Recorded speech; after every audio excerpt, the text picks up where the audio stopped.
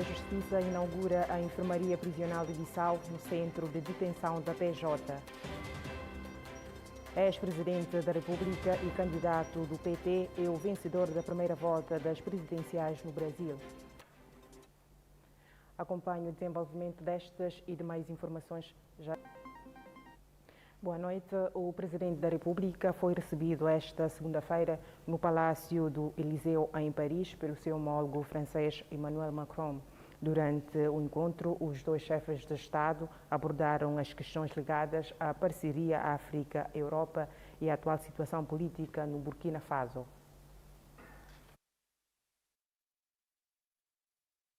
No quadro cumprimento da agenda internacional, o Presidente da República, chefe de Estado em exercício da CEDEAO, desloca-se à França para se encontrar com o seu homólogo. Em Paris, o chefe de Estado guineense foi recebido pelas autoridades francesas e encaminhado ao Palácio do Eliseu para ser recebido por Emmanuel Macron.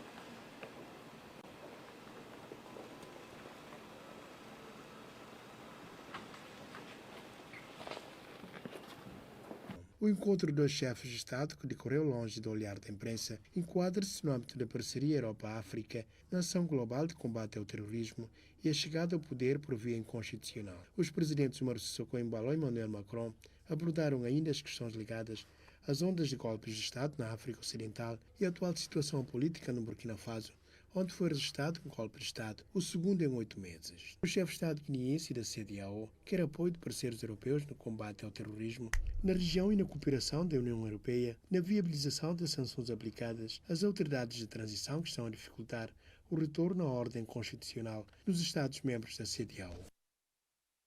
A ministra da Justiça e dos Direitos Humanos inaugurou hoje a enfermaria prisional de Bissau no centro de detenção da Polícia Judiciária. Teresa Alexandrina da Silva diz que pretende estender a iniciativa para os centros prisionais de Bafatá e Mansoa. Nas instalações da Polícia Judiciária, a Ministra da Justiça e dos Direitos Humanos inaugura pela primeira vez a enfermaria prisional de Bissau. A inauguração deste espaço, uma enfermaria dedicada aqui ao Centro Prisional de Bandim, porque nós efetuamos uma visita logo depois de assumirmos o pelouro da Justiça e constatamos que havia uma situação muito deplorável e que carecia de uma intervenção urgente. Essa visita foi efetuada na companhia do Sr. Ministro da Saúde Pública e do então Secretário de Estado do Tesouro, então Ministro das Finanças hoje. Portanto, saímos com o propósito e com indicações do Governo precisas no sentido de trabalhar para minimizar as carências encontradas. A possibilidade de abrir enfermarias nos centros prisionais de Bafatá e Mansoa não foi descartada pela Teresa Alexandrina da Silva. Esta é uma iniciativa levada a cabo apenas e exclusivamente com os fundos internos do Ministério da Justiça, é bom que se diga. Portanto, nós entendemos que em matéria de saúde não há que esperar. Decidimos lançar-nos ao desafio de avançar, tomamos a liberdade de avançar enquanto aguardamos outros apoios que no futuro poderão vir. Vamos alargar a mesma iniciativa a todos os estabelecimentos prisionais que estão sob a tutela do Ministério da Justiça.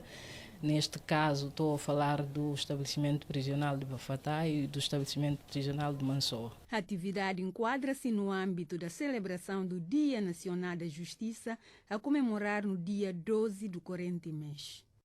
Celebra-se hoje, 3 de outubro, o Dia Mundial dos Dentistas. Especialista em saúde dental, Elizabeth Ye, falou à TGB sobre a data. Foi há 350 anos antes do Cristo que o filósofo grego Hipócrates tentava estudar para perceber causas de dores nos dentes. Em 1363, o estudioso francês Pierre Fos seguiu o grego e, em 1840, nos Estados Unidos da América, abriu-se a primeira faculdade de odontologia, ou seja, estudos dos dentes. Então, dia 3 de outubro é comemorar o Dia Mundial do Cirurgião Dentista, porque são os profissionais que eu posso dizer hoje em dia que cuida, que orienta sobre a saúde bucal dos nossos dentes. Então, nada mais do que tão importante homenagear esses profissionais tão importantes que se dedica totalmente para cuidar da nossa sanidade da boca. A médica especialista em implante de dente explica a importância de cada dente na boca. Por perder um dente, isso significa você estar perdendo mais ou menos ou perdendo a sua mastigação correta. Então, perder um dente, porque cada dente na nossa boca tem uma função diferente do outro dente. Então, perdendo um dente, você prejudica a mastigação, porque você não consegue mastigar o alimento corretamente. Então, subcarrega outros dentes. Então, é muito importante cuidar dos nossos dentes, porque isso que vai nos ajudar a alimentar corretamente e dar mais ou menos a vida ao nosso corpo. Porque se você não tem um dente completo na boca, o que acontece? A sua mastigação já não seria completa. Para uma saúde dental saudável, Elizabeth Augustier faz um apelo nesse Dia Mundial do Dentista. Qualquer que seja a enfermidade na boca, ele pode causar endocardite bacteriana. Endocardite bacteriana que é uma doença de coração. Então, se caso você tiver uma cárie, essa cárie pode evoluir e te dar AVC. Os dentes precisam ser cuidados, igual qualquer outra parte do nosso corpo. Por isso, procura o dentista quanto mais cedo. Se você não esperar até quando você sentir uma dor, ou você sentir uma cárie, ou um buraco no dente, que você tem que procurar um dentista. Você tem que procurar o dentista pelo menos de 3 em 3 meses, ou de 6 em 6 meses. Na Guiné-Bissau não há dados específicos sobre a camada da sociedade com mais problemas nos dentes. A fraca presença dos alunos no ato da matrícula está a condicionar o início das aulas nas escolas de unidade escolar de Áfia e primeiro congresso da UDEMU em Plaque 2. A constatação é da equipa de reportagem da TGB. A unidade escolar de Áfia e o primeiro congresso de Plaque 2 prolongaram as matrículas por mais de uma semana. Tudo por causa da fraca aderência dos alunos, pelo menos foi o que os responsáveis dos estabelecimentos de ensino transmitiram à equipa de reportagem da TGB. Danilson Mango, diretor do Liceu de Plaque 2, e o coordenador de Bloco 2 do Liceu de Áfia lamentaram as ausências dos pais e alunos no ato da matrícula. Segundo entender dos dois responsáveis, tudo tem a ver com a ameaça de greve do sindicato dos professores, o que levou à ponderação dos pais e encarregados da educação. Liceu de Áfia conta com cerca de 2.000 alunos e somente 330 é que confirmaram as matrículas. E no Liceu, primeiro congresso da UDEMU de Plaque 2, já atingiram 40% e a direção perspectiva pelo menos 60%. Os moradores do bairro de Áfia exigem a construção de um poço de água canalizada, melhoria nas estradas e a luz elétrica. O bairro de Áfia enfrenta dificuldades de várias ordens, desde água canalizada, vias de acesso rápido e mercado em condições precárias que não oferece condições higiênicas. Segundo os cidadãos, o bairro de Áfia é o único da capital Bissau que não dispõe de furos de água potável. Os residentes pedem ao governo uma resposta a esses problemas que, segundo os moradores, nem sabem aonde começar entre a via de acesso e a falta de água canalizada e o mercado. O presidente dos retalhistas do mercado improvisado local exorta a intervenção do governo em ajudar o povo a assumir, assim, a sua responsabilidade. Fatou Baldé, uma das mulheres vendedeiras, admite que o mercado está caro e não há poder de compra, sobretudo quando se trata de peixe de primeira qualidade. Os vendedores do mercado de Plaque 2 ponderam não cumprir com as suas obrigações para com a Câmara Municipal de Bissau, caso o lixo permaneça naquele mercado. Segundo os vendedores do mercado de Plaque, já lá vão 3 semanas que estão a conviver com o lixo nesse mercado, sem nenhuma explicação por parte da Câmara Municipal de Bissau. A situação leva alguns comerciantes a abandonar o espaço e alguns recusam pagar a tarifa diária fixada pela entidade que gere o mercado. Os vendedores foram ainda mais longe, dizendo que, além do risco que coloca à saúde pública, o lixo já está a afetar os negócios, porque as pessoas evitam de fazer compras nessa zona. Perante a situação, apelam à retirada do lixo nessa área para que possam trabalhar da melhor forma, num clima com menos risco. Os vendedores confirmaram que antes o serviço da Câmara Municipal de Bissau passava todas as semanas para retirar o lixo dentro do mercado. Agora só querem saber o porquê dessa demora. No bairro militar, os moradores temem com a possível queda de um poste que suporta cabos de alta tensão naquela comunidade. As preocupações dos mesmos foram registradas esta segunda-feira pela equipa de reportagem da TGB. Erosão provocada pela corrente da água da chuva está a deixar essa valeta cada vez mais degradada. A maior preocupação dos moradores do bairro Militar nesse momento prende-se com possível queda desse poste que suporta cabos de alta tensão. É preocupação de todos os moradores locais aqui, porque vimos um perigo iminente de um posto que carrega cabos de alta tensão. Qualquer momento que desabar aqui vai dar um problema enorme. Várias diligências foram feitas junto de algumas entidades no sentido de minimizar o risco que a valeta, assim como o poste, apresentam, mas sem sucesso.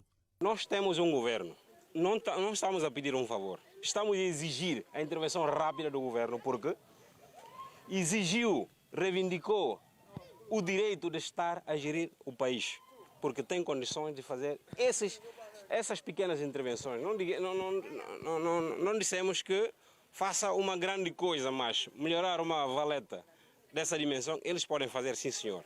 Nós vimos muitas despesas que eles fazem, muito superior a uma despesa que pode ser feita para salvar vidas. Além das casas atingidas pela corrente de água, moradores revelam que muitas crianças, na tentativa de atravessar pela outra margem, acabam por cair dentro da valeta. Aqui temos crianças que correm o risco. Várias vezes caíram nessa valeta. Perdemos 3 casas, mais 3 estão em iminência de caírem. Aquilo vai dar um prejuízo humano, ninguém pode pagar. Portanto, não estamos a exigir aquilo que está fora do alcance do nosso governo. Estamos a exigir justamente aquilo que eles podem fazer, e rápido.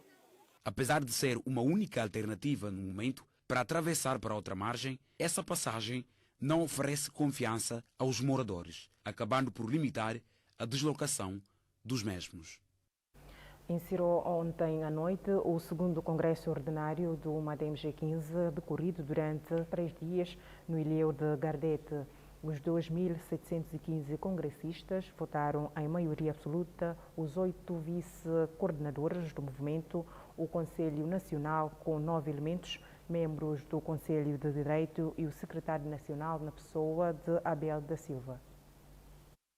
Antes de tudo, os congressistas cumpriram um minuto de silêncio em memória de Luís Oliveira Sanca, que faleceu no dia 2 de outubro, precisamente no desfecho do Congresso. No discurso de encerramento, o coordenador não poupou fortes elogios ao malogrado. Após a reeleição de Brema Camará como coordenador de MADEM G15, os 2.715 delegados foram convidados a eleger a proposta apresentada pela mesa da Assembleia para a escolha dos vice-coordenadores na pessoa de Adjaçatu Camará, Marciano Silva Barbeiro, Júlio Baldé, Soares Sambu, Aristides Ocante da Silva, Maria Evarista de Souza, Fidelis Fabres e Domênico Sanca, ausente pela morte do pai.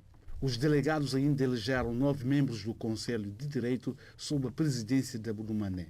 Sob a proposta do coordenador, a reunião magna do MADEM G15 elegeu Abel da Silva Gomes como secretário nacional do Movimento para a Alternância Democrática. Uma distinção especial foi de atribuir ao antigo presidente José Mário Vaz o posto de presidente honorário, ao presidente da República, Omar Sissoko Embaló, e ao coordenador de MADEM G15 foram distinguidos com diplomas de mérito por tudo o que fizeram pelo MADEM G15 e em prol do país. O reeleito coordenador, com 90% dos votos, expressa a vitória com satisfação e convicção que este mandato é a porta aberta para vencer as próximas legislativas com maioria absoluta e justifica o porquê. Nas nossas estruturas, o MADEM G15 é o único partido transversalmente organizado, estruturado, atuante, prova-se pelas aderências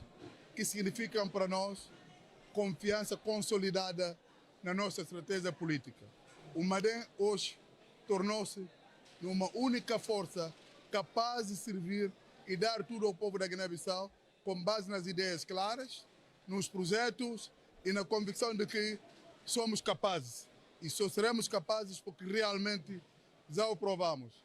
Dia 18 de dezembro, se Deus quiser, estaremos aqui a comunicar perante vós a maioria absoluta, com profunda convicção Já aprovamos o passado, é o que vai acontecer, é a minha convicção. Encerrado este segundo congresso, o partido confirma mais uma vez a sua coesão interna na unidade e na inclusão. Ficou provado no segundo congresso ordinário, na formação das estruturas do partido, desde presídio, comissão permanente, secretariado nacional.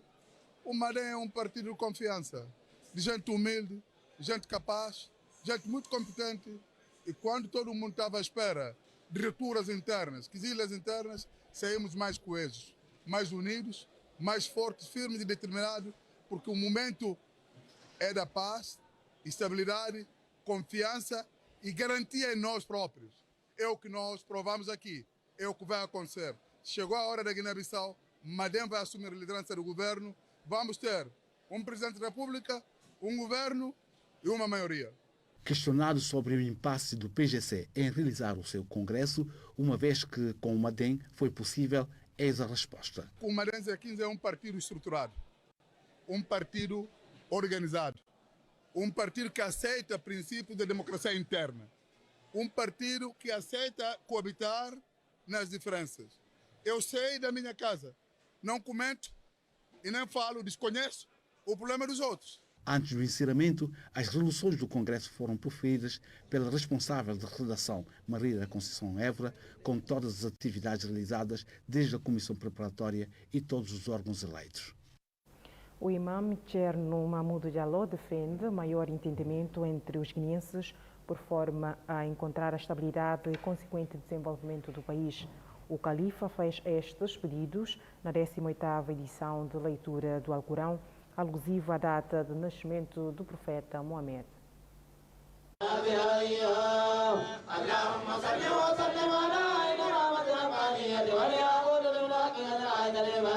Centenas de fiéis muçulmanos mobilizaram-se na residência do mestre corânico Sheikh Mahmoud Diallo para rezar pela paz e estabilidade e consequente desenvolvimento do país. A cerimônia, que anualmente acontece, denominada Maulid, é dedicada ao nascimento do profeta Muhammad, que se assinala no terceiro mês do calendário lunar, tal como afirmou o califa imam Cherno Mahmoud Diallo. De acordo com o sábio, a comemoração visa essencialmente falar da biografia do mensageiro e convidar os seus seguidores a espelharem nos seus ensinamentos. No encontro, que geralmente dura mais de uma semana, é igualmente marcado com cânticos religiosos e récita de poesias. O imam diz compreender os que desvalorizam e sancionam a iniciativa, mas recorda que a congregação tem por objetivo manifestar o amor e reconhecimento ao profeta Muhammad. Cherno Mahmoud Diallo defende maior entendimento entre os guineenses, por forma a encontrar a estabilidade almejada e consequente desenvolvimento do país.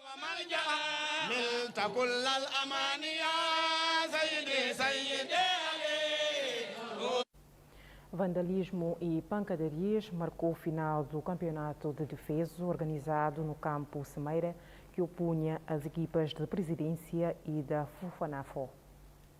O jogo do final do campeonato de defesa Campo Semeira entre a turma da Presidência contra a sua congênere de Fofanafo foi marcado com cenas de vandalismo e pancadarias. Uma decisão esperada de forma emocionante que logo antes do início da partida notava-se o exaltar dos ânimos.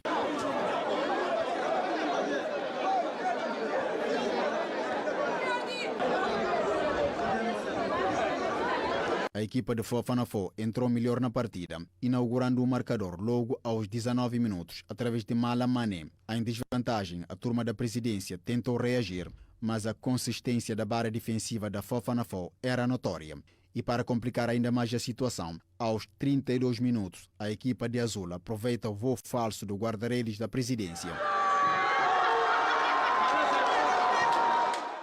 Resultado que se manteve até ao intervalo. No reatar do segundo tempo, a equipa da Presidência reduz a vantagem através de livre batido por intermédio de Sadio Sonko. Momento esse que se deu início ao tumulto no campo.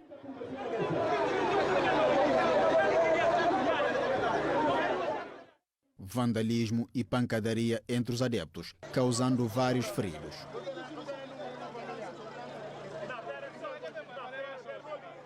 O final do campeonato subordinado ao lema Descoberta de Novos Talentos virou-se numa batalha campal, na presença de agentes de ordem e segurança.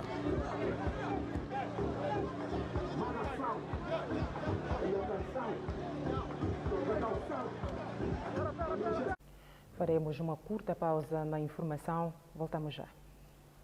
Ibrahim Traoré é o novo autoproclamado do Burkina Faso. O capitão assumiu o poder com o apoio das Forças Armadas. No seu discurso, a nação Traoré disse que é preciso mudar o rumo do país e abandonar aquilo que considera de burocracia pesada. Ibrahim Traoré, o novo líder autoproclamado do Burkina Faso, diz que o país está em situação de emergência.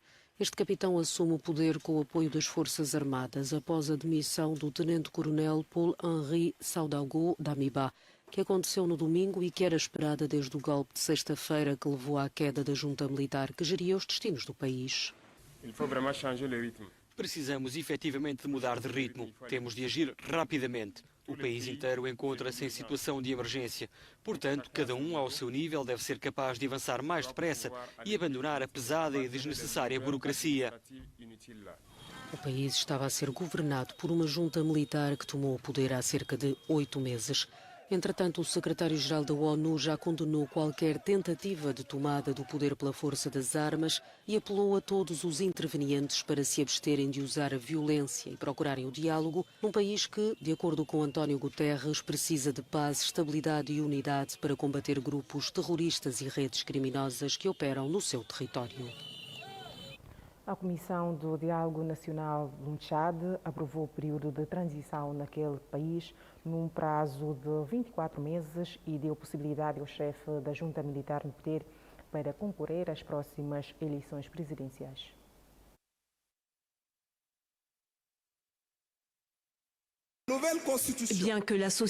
Enquanto a sociedade civil boicota a reunião, uma grande parte da oposição, assim como centenas de delegados vieram assistir o diálogo nacional inclusivo, assim como também os rebeldes que estiveram presentes, onde prolongaram o período de transição com aplausos.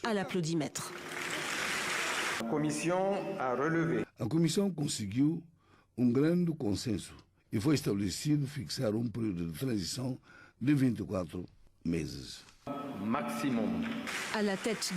À frente do CNT, Conselho Militar de Transição, está Mohamed Idriss Déby Itno, que se torna presidente e pode igualmente candidatar-se nas próximas eleições presidenciais. Portanto, quando no abril de 2021 este sucedeu ao seu pai, o ex-presidente Idriss Déby Itno, o CNT, com os seus membros, comprometeram-se a não se candidatarem nas próximas eleições. Nós queremos assegurar à opinião que os membros do CNT, Conselho Militar de Transição, vão dar o poder a um governo civil. Depois de feitas as eleições livres e democráticas, num prazo de 18 meses. 2 jours après cette promesse, le général de 37 ans est adoubé. 2 dias depois desta promessa, o general de 37 anos foi elogiado com grandes pompas pela União Africana e a União Europeia. A quando do funeral do seu pai no poder durante 30 anos, neste dia, o presidente francês Emmanuel Macron foi o único ocidental presente. Depois deste diálogo nacional, inclusive, os participantes estatuaram um mandato de 5 anos, renovável somente uma vez para o próximo presidente eleito. Não deverá, em teoria, sob nenhum pretexto, modificar a Constituição com vista a um terceiro mandato. O ex-presidente da República e candidato do PT é o vencedor da primeira volta das presidenciais no Brasil. Luiz Inácio Lula da Silva arrecadou 48,40% de votos contra 42,28% de Jair Bolsonaro. Lula da Silva venceu sem maioria absoluta as eleições presidenciais brasileiras que se realizaram este domingo. O candidato e antigo presidente do Brasil conseguiu 48,40% dos votos. Do outro lado, Jair Bolsonaro ficou nos 43,22%. Lula da Silva não perde a esperança de voltar a ser presidente. E eu sempre achei que a gente ia ganhar essas eleições. E quero dizer para vocês que nós vamos ganhar essas eleições. É apenas uma...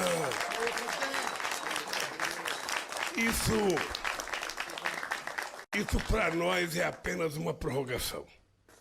Foi o primeiro discurso da noite. Logo a seguir, Jair Bolsonaro. O atual presidente culpou a pandemia e a guerra por uma inflação sem precedentes que diz foram a causa destes resultados.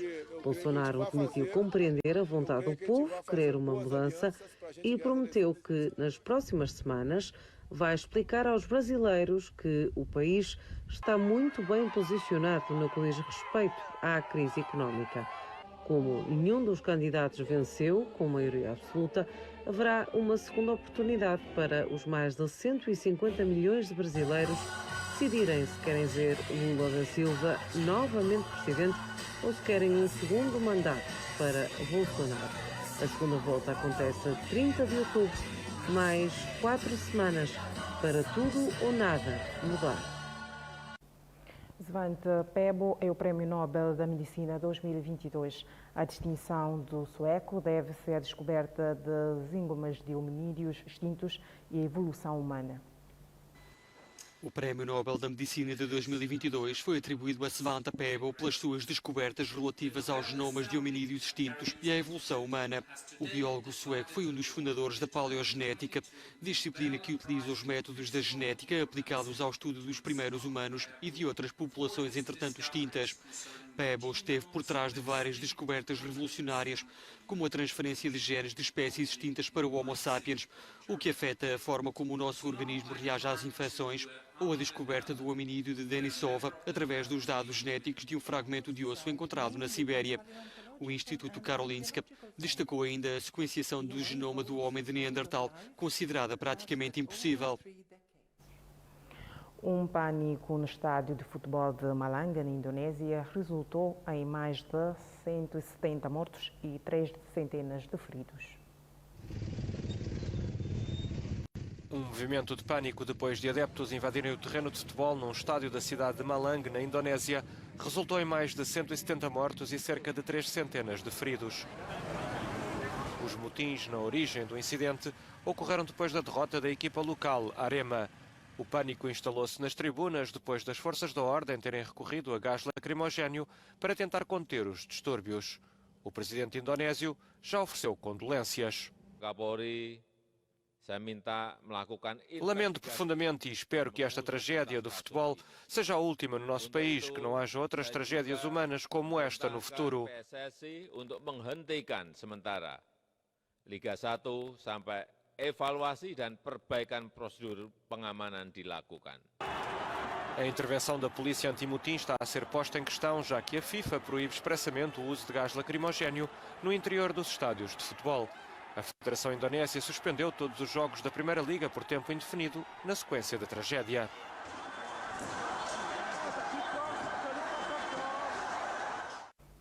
Muito obrigada por nos acompanhar. Estaremos aqui amanhã na mesma hora.